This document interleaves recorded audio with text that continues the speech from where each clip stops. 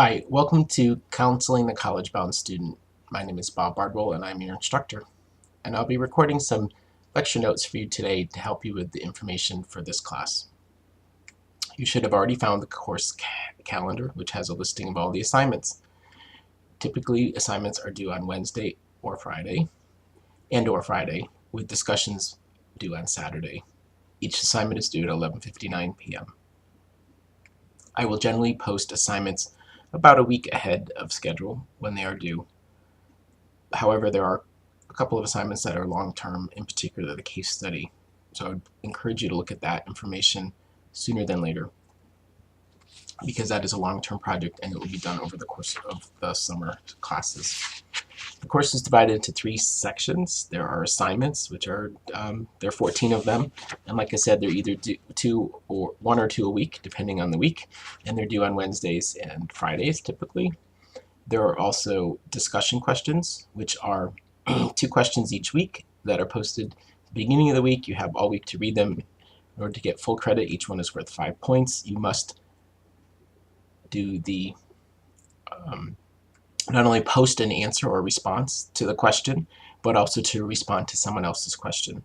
So you typically you can post early in the week, but you can't finish the activity until later if you want full credit to get the full 5 points.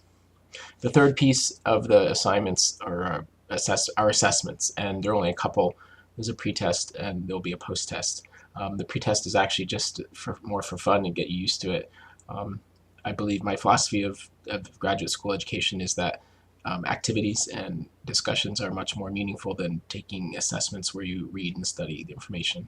I trust that you'll read the book. The text is The Fundamentals of College Admission Counseling, the 4th edition, and it is available online. And I did send an email about that earlier today, so that you can order it as a PDF, or you can order it as a hard copy book. Again, the 4th edition is the most up-to-date and the one that you need to get a hold of.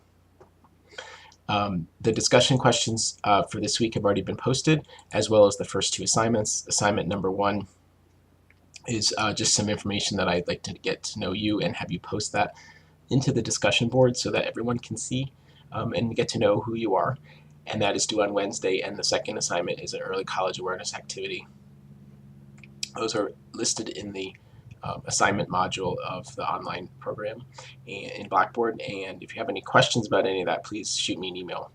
I have set my email up to be forwarded, so my Fitchburg State email is being sent automatically to my Munson Schools account. That's the one I check every day, so now that that is set up, I should be getting your emails instantaneously.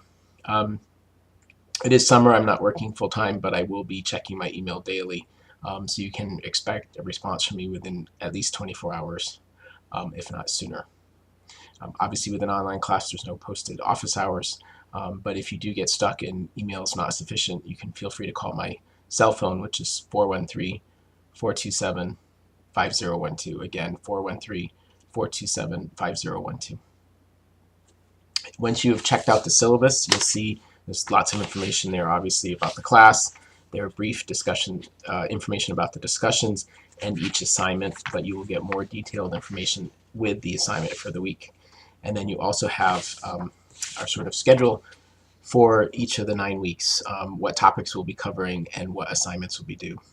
I realize that this first week it may be challenging if you don't have your book to read the 4 chapters that have been assigned. If you don't get the book this week, hopefully you'll be able to catch up with the assignments for next week. The reading assignments. You also have, again, the pretest.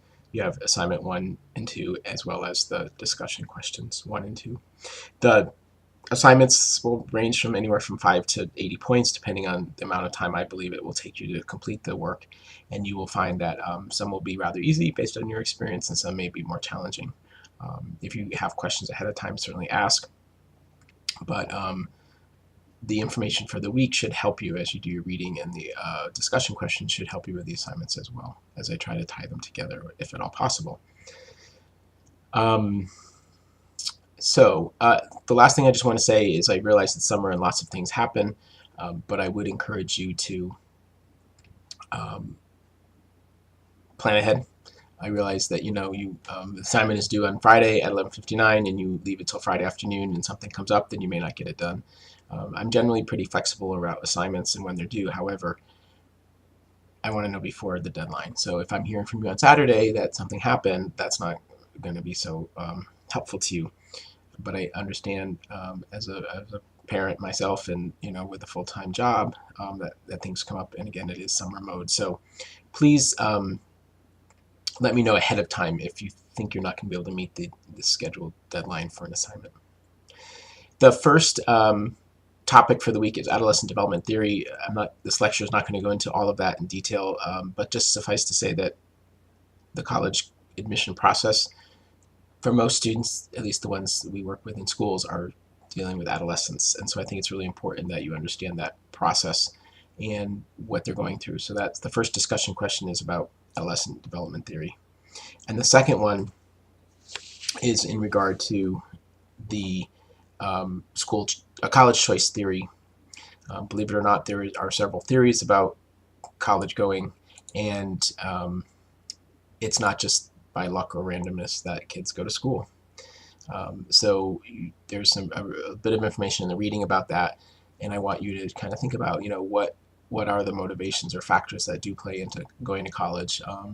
Even if it's something that students heard from day one and they're from birth, that you're going to college, then that's a theory. It's not just randomness in terms of how that happened. In regard to the role of the school counselor, you will find I have posted some lecture notes which kind of go along with some of the information in regard to this topic, which you may find helpful. I'm certainly not going to read those to you, but I do believe that that's information that you may find helpful. For those of you that work in schools already and are already in this role, then this should be nothing new. But if you are new to this profession or just beginning your studies, and you haven't yet worked in the role of a school counselor in regard to college counseling, there are certainly things that counselors do and don't do. And what you'll find a lot is that it depends on where you are. For example, in a affluent suburb, you will find that the expectations of the school counselor will be much different than those, say, in an urban area or a rural area, where college going rates are not as high and the expectations from families may not be as great. So I encourage you to check out the lecture notes that go along with this. What I'm going to try to do, I've taught online, as my announcement said, several times, but this is the first time I've been doing the live lectures.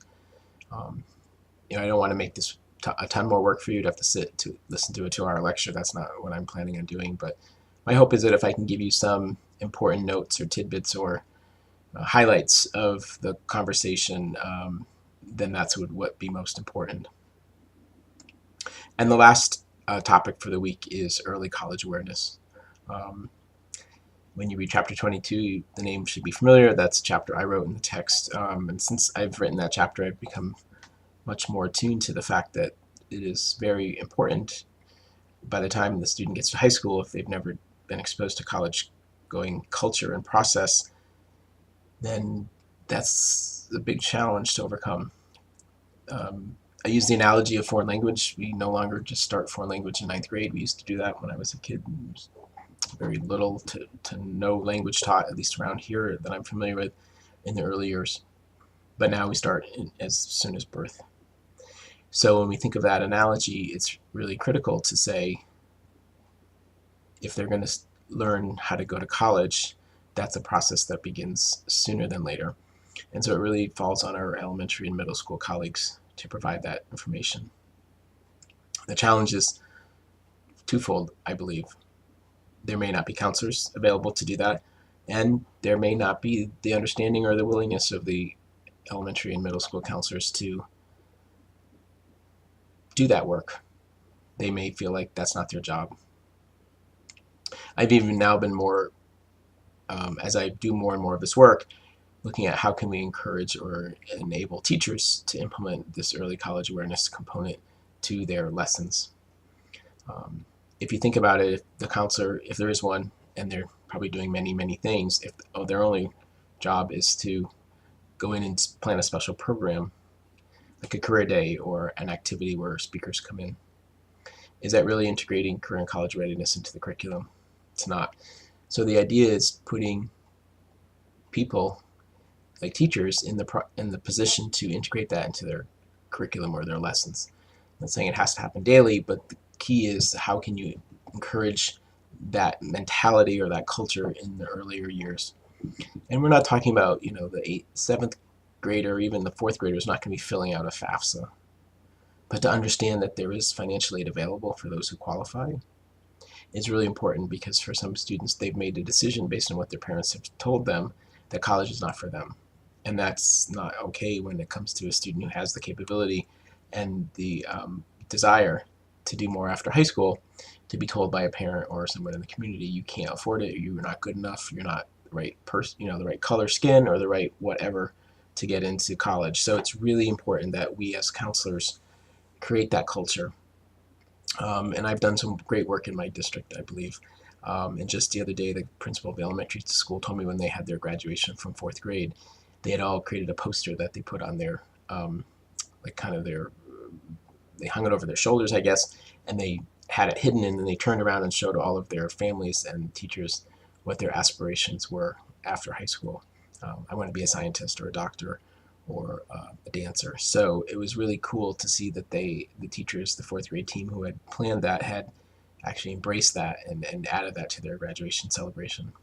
So that's the kind of work that I hope that this piece inspires you to do, whatever level or wherever you work, is to help integrate these activities and understanding earlier on into the curriculum and into their schools.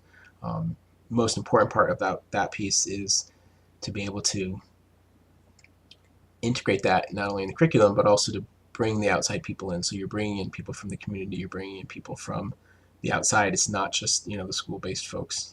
It certainly could be parents, community members, elected officials. We had a program at our elementary school this past spring where all of the department heads in town, the sewer department and the highway department and the fire department and the police department, etc., came and they did a presentation to students about what do they do. So it really was a nice tie-in, a community event, encouraging the folks that work in this town hall to be part of our community and be part of that program. So encourage you to consider things like that to help enable students to begin that early college awareness piece.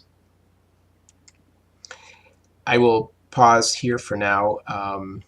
Those again were sort of the 4 topics. I encourage you to look at the lecture notes, certainly do the readings, and encourage you, if you have questions either about developmental theory and how it pertains to college counseling or college choice theory, to ask those in the discussion board, and I'd be happy to address them. I hope you found this helpful, and again, I will try to post a lecture, if you will, each week. Hopefully, won't be hours and hours, but enough to give you some more tidbits in the conversation and dialogue about the topics for the week. Thank you and welcome to the class.